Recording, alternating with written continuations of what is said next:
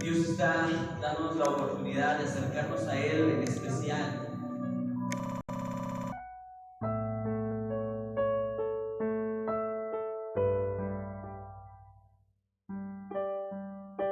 Recibirlo, y quiero invitarte a que pongas atención estos siguientes minutos para poder seguir profundizando en el perdón.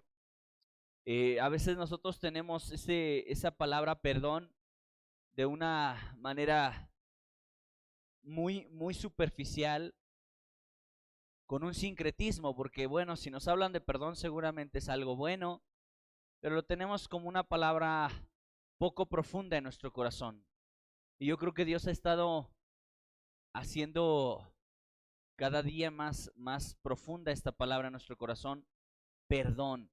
Y quiero invitarte entonces a abrir tu Biblia ahí en Salmos, versículo, capítulo 103, versículos 2 al 4, y entendiendo lo que Dios nos ha estado hablando respecto al perdón. Se puede eliminar un poquito ese eco, es que eso se graba y a la hora del Spotify suena ahí como si estuviéramos en catedral. Bien, pues recordemos en contexto cómo el Señor nos ha hablado acerca del perdón, que si nos han ofendido tenemos que iniciar el perdón, y si nosotros hemos ofendido tenemos que iniciar el perdón. Así que no nos da mucha holgura el Señor, ¿verdad? No nos dice, bueno, en todo caso, bueno, ahí sí tienes que esperar a que te pidan perdón, sino en que en las dos direcciones Dios nos dice, busca el perdón. Sé tú el que inicie el perdón. ¿Por qué lo dice el Señor? Bueno, lo dice con toda autoridad, porque siendo Él ofendido, Él fue el que inició el perdón contigo, ¿cierto o no? Él fue el que él dio el primer paso entre tú y Él. Él no fue Jesús a la cruz como resultado de que nosotros le hayamos pedido perdón.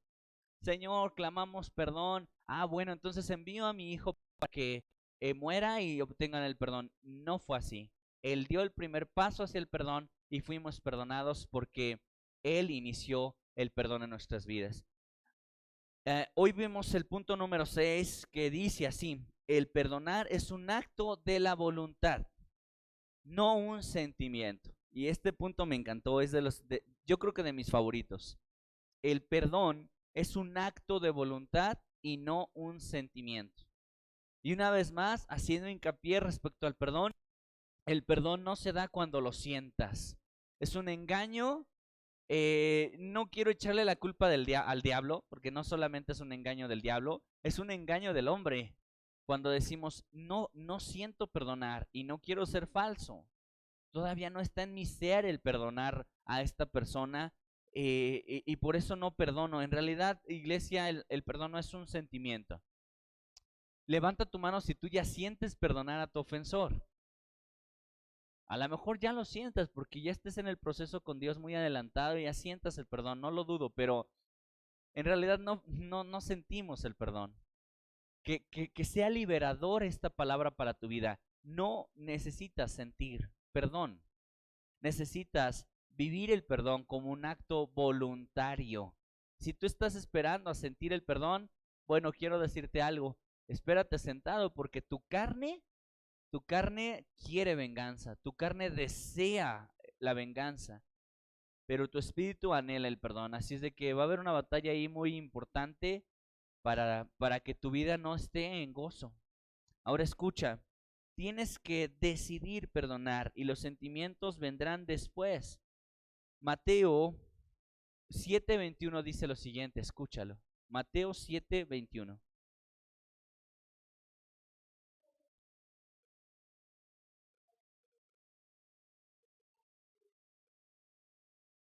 Amén. Y como este punto número 6 se llama así, perdonar no es sentir, sino un acto de la voluntad. Iglesia, la voluntad, cuando te metes con la voluntad del hombre, estás metiéndote en los terrenos más peligrosos. Porque ¿quién puede doblegar la voluntad del hombre, iglesia? Es difícil. Dios puede doblegar tu voluntad, iglesia. Dios tiene la capacidad para doblegar tu voluntad. La tiene, pero ¿te doblega? No, te invita a ofrecer tu voluntad, a rendir tu voluntad, pero no te impone, no sujeta tu voluntad. Jesucristo mismo es el ejemplo de esto porque Él no fue impuesto a voluntad, sino que Él decidió entregar su voluntad de manera voluntaria, valga la redundancia. Escucha, Jesús es el ejemplo de entregar nuestra voluntad. Este versículo dice, no todo el que me dice Señor será Señor, estará en el reino de los cielos, sino el que hace la voluntad de mi Padre que está en los cielos. Escucha, la voluntad de Dios es que nosotros perdonemos a los que nos ofenden. Lo dice la oración modelo de Mateo, ¿sí te acuerdas? Perdona nuestras ofensas como también nosotros perdonamos a nuestros deudores, como si fuera bien fácil, ¿verdad? Ahí claramente dice que la voluntad de Dios es que tú perdones a tus deudores, que perdones, esa es la voluntad, ama a tu enemigo, esa es la voluntad de Dios. Así que podrás pasarte toda tu vida, desde que naciste, metido en un templo, hasta que moriste metido en un templo, pero si no perdonaste, vas a llegar frente a Dios y dices, bueno, te dije Señor, Señor toda la vida, pero no hiciste mi voluntad. Y mi voluntad era que tú perdonaras a todos los que te ofendían. Y recuerda desde el inicio del estudio, ¿verdad? Perdón significa la renuncia al reclamo, perdón significa la libertad hacia el ofensor, perdón significa declarar libre a un ofensor. Así es de que libérate, libérate en saber que no se trata necesariamente de sentir perdón, sino de doblegar tu voluntad hacia el perdón. Lucas 22:42 dice lo siguiente, escúchalo. Lucas 22:42.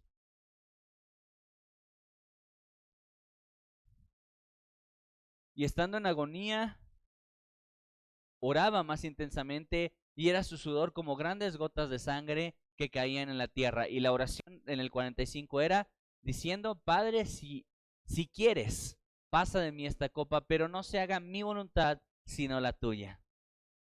Y yo creo que a lo mejor tú y yo no estamos en la misma posición, definitivamente. Pero ¿cuántos de nosotros entendemos que las grandes gotas de sangre provenían de Jesús porque estaba definitivamente su carne conociendo lo que le iba a pasar, sabiendo lo que estaba sucediendo a Jesús? Había una presión enorme, una angustia. Y está comprobado científicamente que cuando hay una angustia, una presión bien grande, las células de la piel se revientan y empieza a salir sangre. Entonces Jesús estaba sometido a una presión tan grande, iglesia, que llegó a ese punto. Y yo sé que cuando nosotros queremos perdonar, nuestra carne está en angustia, ¿verdad? Nuestra carne a lo mejor no está tan angustiada, pero está encolerizada, está enojadísima, y en ese momento lo que menos quieres es perdonar, pero por eso es que en ese momento tenemos que decir lo que Jesucristo dijo también en la cruz. No se haga lo que yo quiero, porque a lo mejor lo que yo quiero es que en ese momento le llueva una ráfaga de fuego, se consuma, le entre un gusano mortal y se muera de la peor manera. Eso es lo que quiere nuestra carne. Pero si le decimos, pero no se haga lo que yo quiero, hágase lo que tú quieres, esa rendición de la voluntad de iglesia es un tesoro. Porque, ¿qué es lo que Dios quiere? Perdón. Dios quiere perdón de tu vida hacia el ofensor. Así es de que la voluntad de iglesia necesita tener un acto importante en tu vida. ¿Cuál es ese acto? Rendirlo. Rendir tu voluntad. Reconocer qué es lo que tú quieres. En ese momento Jesús decía, si es posible, hágase, si es posible, pasa de mí esta copa. ¿Qué es lo que Jesús quería? Que la copa pasara, pero que no se haga mi voluntad, dijo Jesús, sino la tuya, Padre. Vamos a seguir adelante. Tienes que decidir perdonar y los sentimientos vendrán después. Pon tu voluntad de acuerdo con la voluntad de Dios y sé dirigido por el Espíritu Santo. Salmo 103, 2 al 4. Escúchalo. Salmos 103, 2 al 4.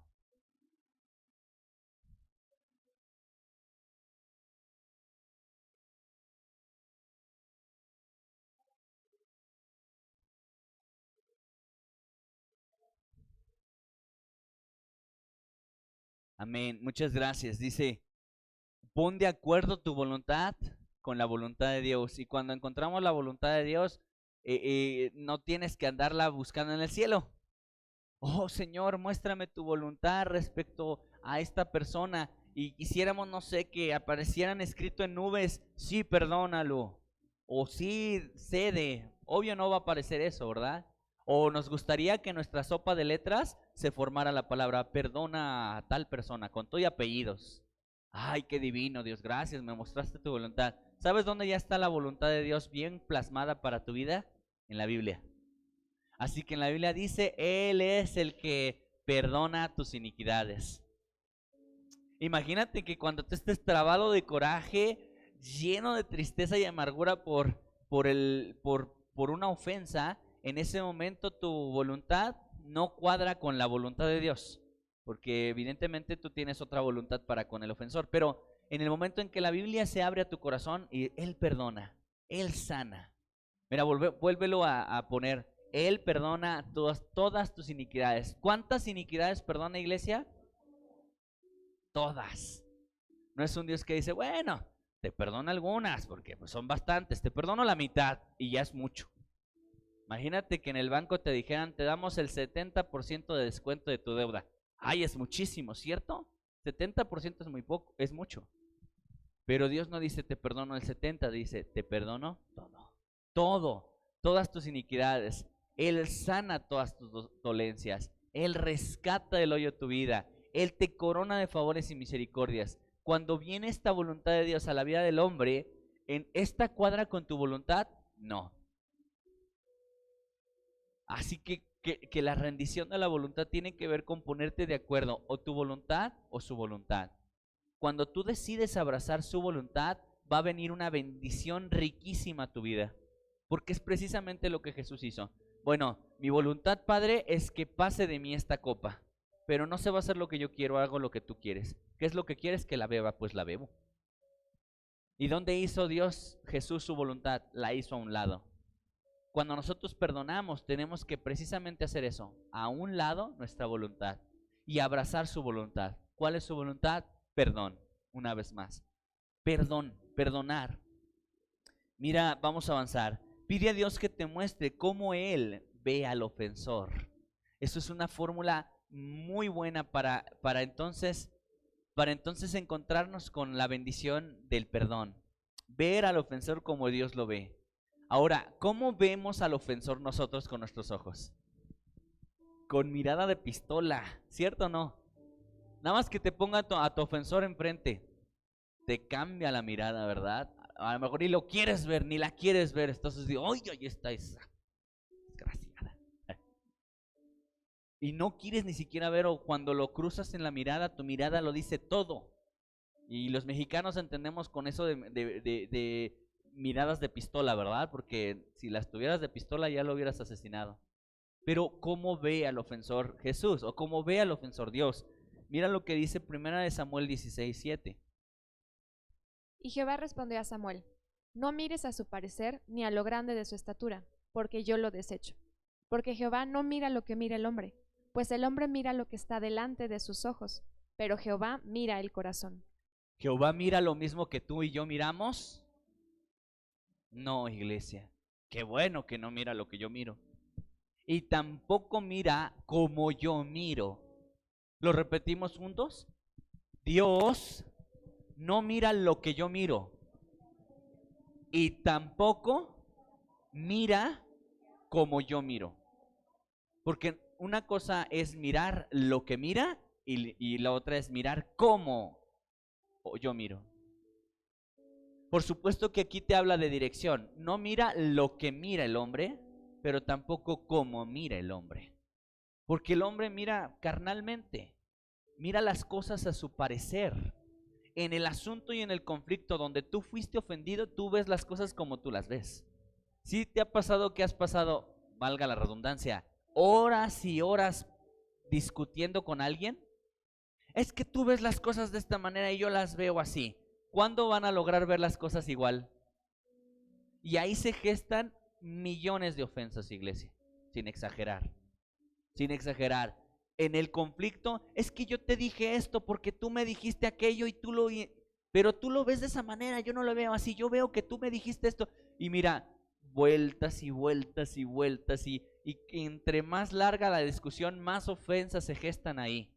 Porque ya de por sí no va a mirar un hombre como mira a otro hombre. Ahora imagínate que vas a mirar como Dios. Nunca. Para empezar, hombre y mujer son un universo, un multiverso diferente. Diferentísimo. Y nunca, escuchen bien esto, varones, ¿quieren ser felices? Ahí les va un minúsculo tip. Nunca verás las cosas como las mira una mujer. ¿Cierto o no, varones? ¿Cierto o no, mujeres, que nunca van a ver las cosas como las mira un hombre? Nunca. Entonces, por ahí va la pista. Si de por sí nunca verás como miran los hombres o las mujeres, mucho menos verás como Dios mira y ve las cosas. Sencillamente, ¿qué tengo que hacer? Ubicarme en esta realidad. Ser consciente de que no voy a mirar las cosas como el otro ve. Si nosotros contamos nuestra historia, obviamente la vamos a contar como una víctima. Él me dijo, y cuando me lo dijo lo hizo con este cinismo y con esta actitud. Y cuando la otra parte cuenta su parte, lo va a mirar de esta misma manera. A lo mejor él sea el agresor, pero lo va a ver justificado, lo va a minimizar, porque esa es su manera de ver las cosas. Pero cuando Dios dice, esto es lo que yo miro, esa es la mirada de misericordia y de gracia que viene a traer paz y perdón en todo. Por supuesto, entonces yo tengo que ver cómo lo ve. Híjole, ¿te gustaría ver a tu enemigo como Dios lo ve?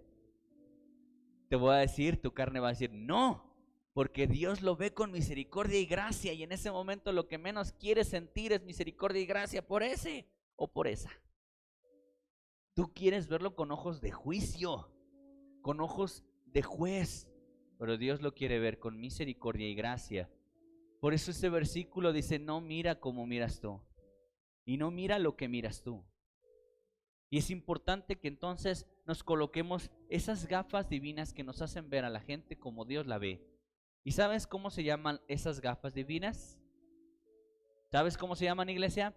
Sangre de Cristo. Porque cuando Cristo ve a alguien, la ve con su sangre. Y su sangre, escucha lo que te voy a decir, su sangre es la máxima expresión de la misericordia del Dios vivo. La máxima. Entonces, sin esa sangre, ¡fum!, lo vería con la ira justa de Dios.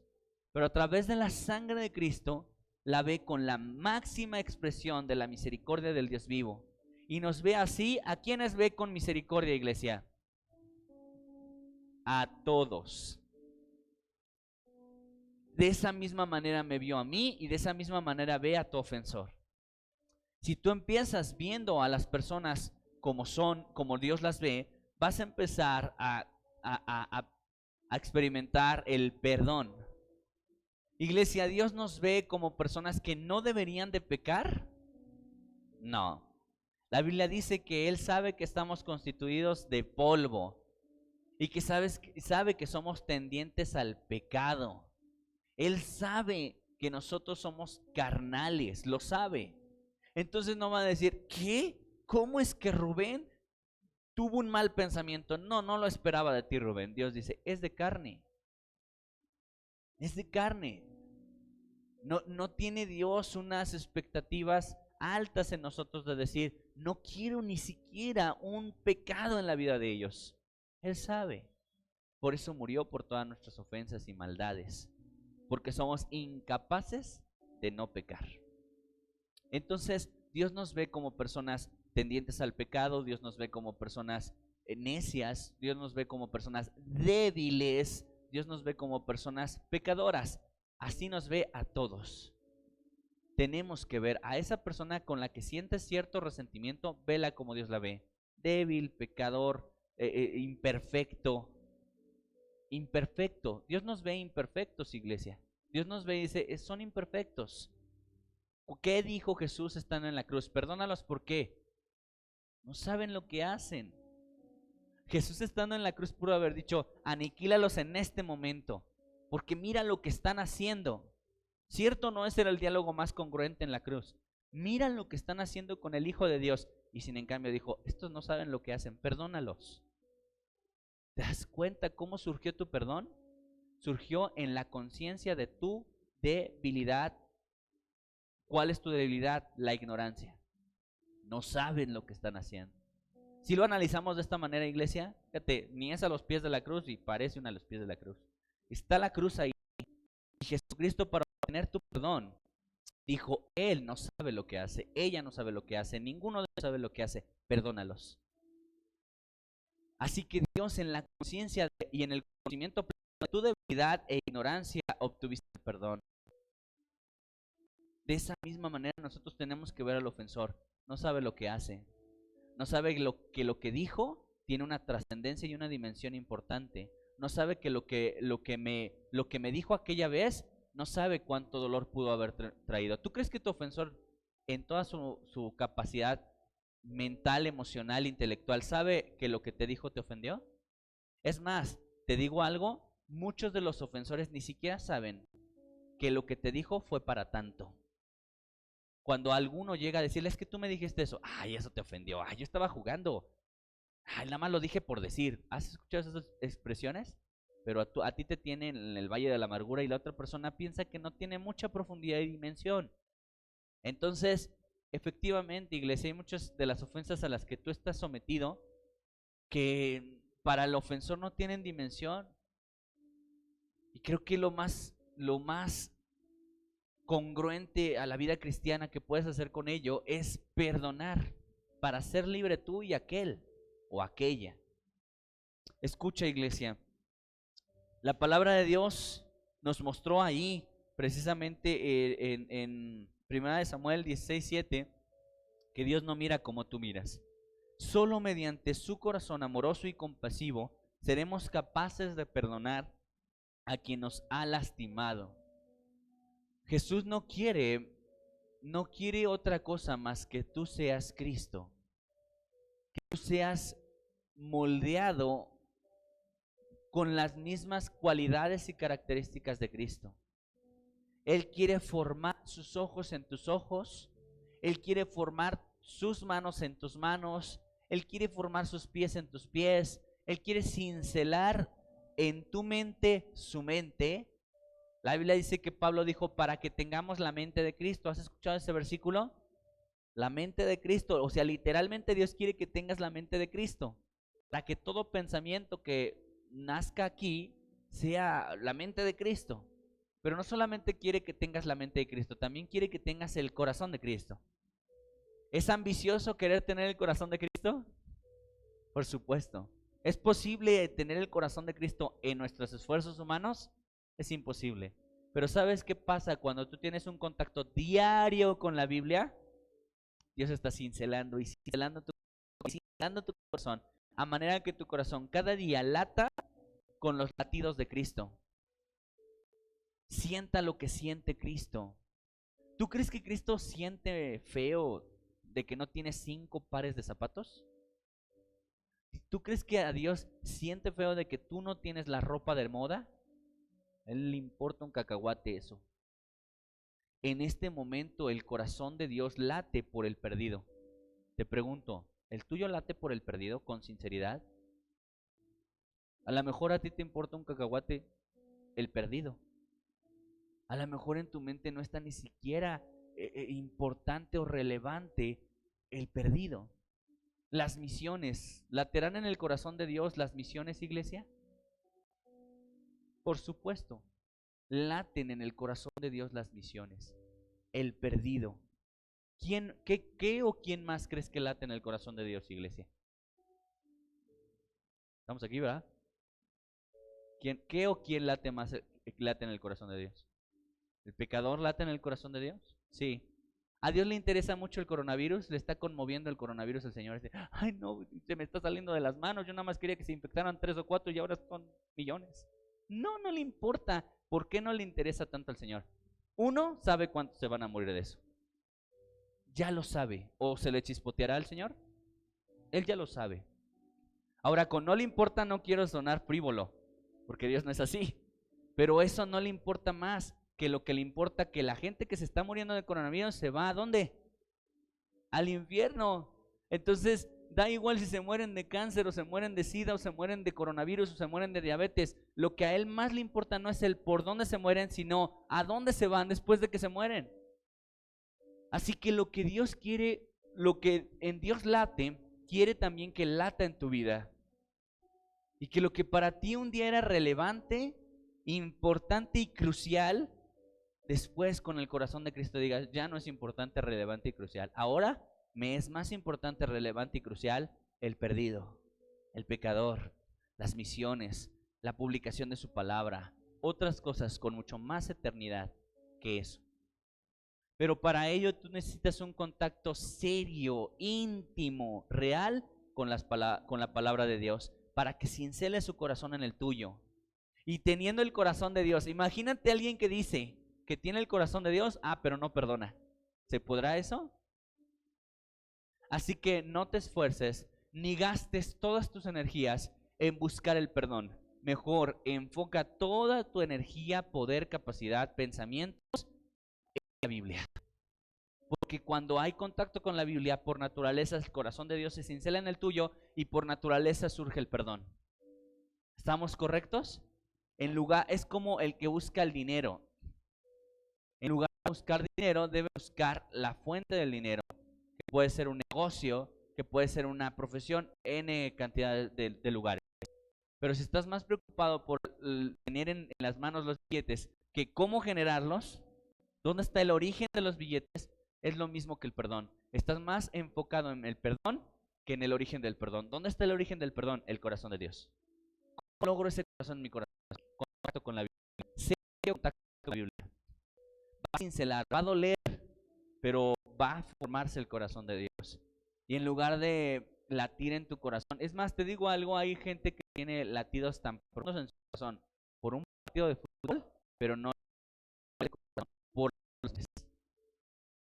los perdidos, por la palabra de Dios.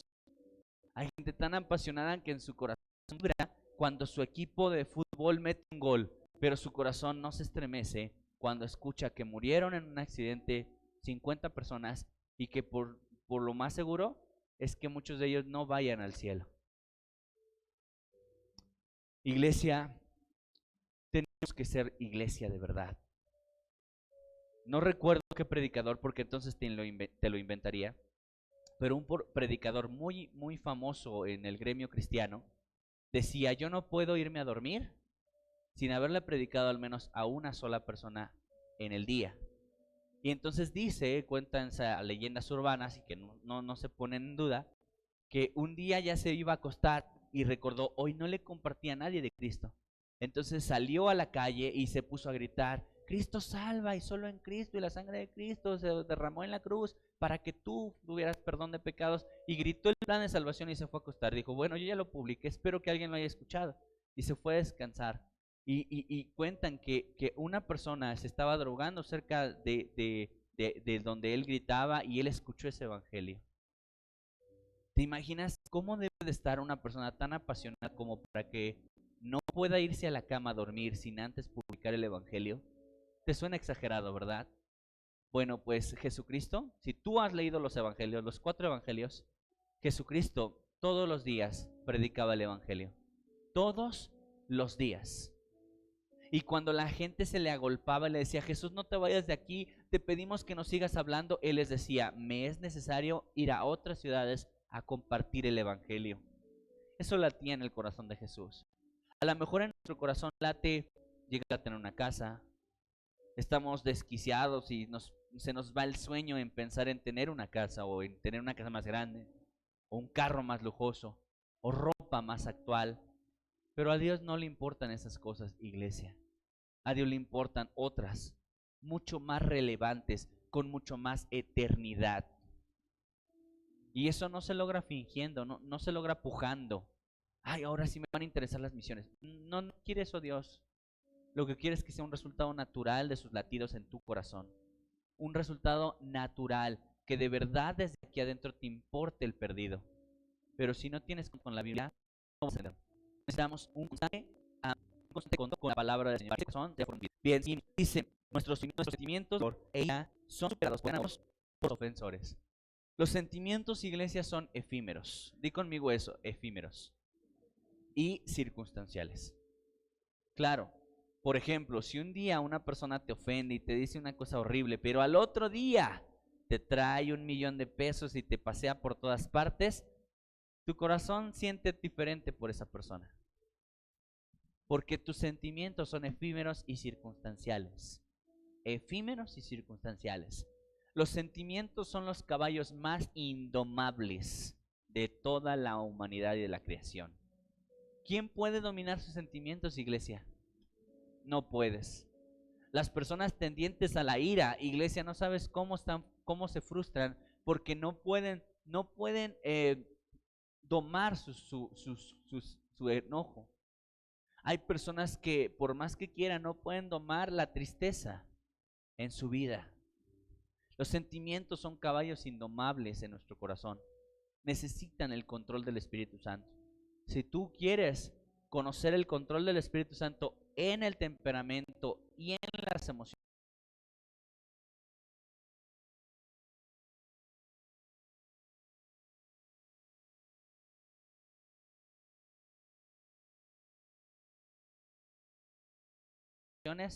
conoce a Cristo. Y te invito a leer o a escuchar el libro que ya está disponible, el audiolibro, Temperamentos controlados por el Espíritu Santo. Este audiolibro ya está hecho por los varones Speed y te aseguro te va a encantar porque te habla de las emociones que dominan específicamente ciertos temperamentos. El colérico lo domina mucho la ira, al melancólico lo domina muchísimo la tristeza, la melancolía, por obvias razones. Y esos sentimientos los arrastran a cosas muy profundas. De verdad que cuando yo lo leí o cuando escuché las lecturas de mis hermanos, no sabía hasta dónde puede llevarte un sentimiento. Un sentimiento tiene la capacidad tan peligrosa de llevarte a la muerte o al suicidio. Un sentimiento. Tú dices, un coraje. Nada más con que no comas aguacate, ya con eso la libraste. No, un coraje que no es tratado por Dios te puede llevar a una enfermedad letal. Iglesia, no sabes hasta dónde pueden llegar los sentimientos.